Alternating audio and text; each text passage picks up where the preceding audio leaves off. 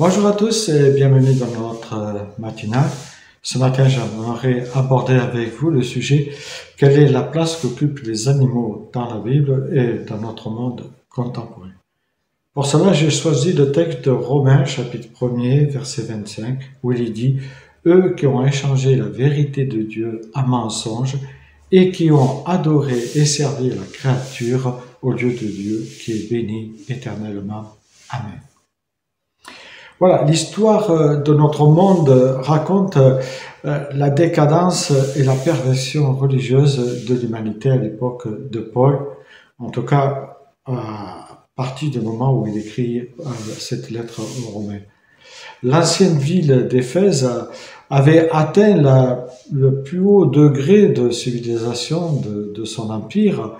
Il s'y trouvait l'une des 7 merveilles du monde antique, ce qu'on appelait le temple dévoué à Artémis, aussi appelé temple de Diane. Force est de constater que notre époque nous a installés dans une certaine dissimulation des faux dieux et d'une idolâtrie qu'on pourrait dire qui est permanente.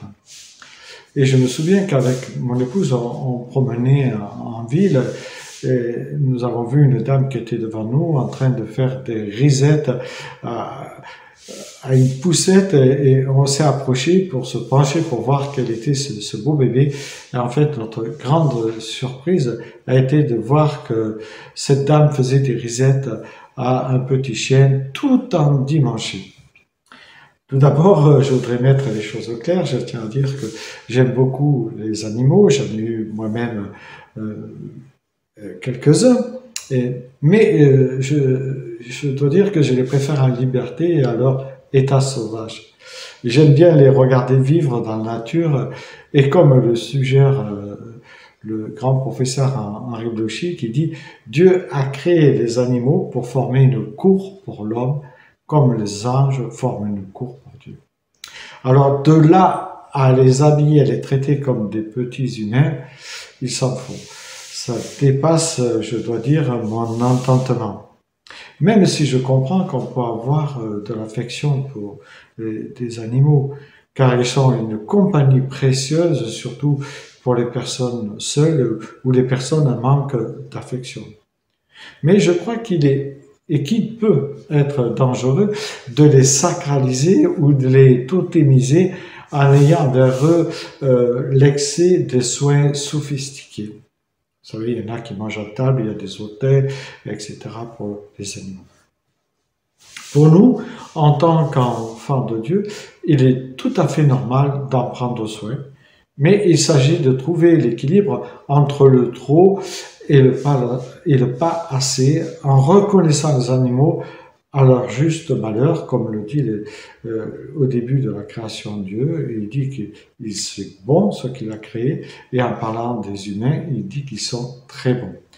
Si Dieu prend soin des animaux, nous devrons nous aussi en faire autant, mais sans tomber dans cette exagération qui nous pousserait forcément à idolâtrer tôt ou tard ces animaux. Les animaux ne sont pas des humains, et nous le savons.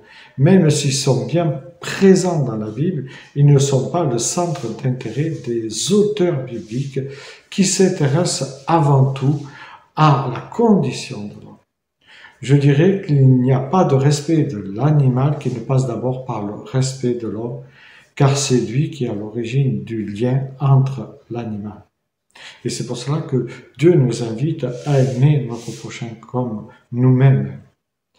La cohabitation que le Seigneur a voulu nous aide à comprendre l'étroite relation entre l'homme et ses créatures, et combien il est très important d'aimer et de respecter cette dernière afin de démontrer amour et respect pour Dieu. Ainsi, nous aussi, en comprenant le cœur de Dieu, nous chercherons à aimer, à prendre soin et à respecter ses créatures, mais en veillant toujours de ne pas tomber dans cette fameuse idolâtrie cachée. Aimer les animaux, c'est aussi ne pas les dénaturer en les traitant comme ceux qui ne sont pas. Que le Seigneur vous inspire.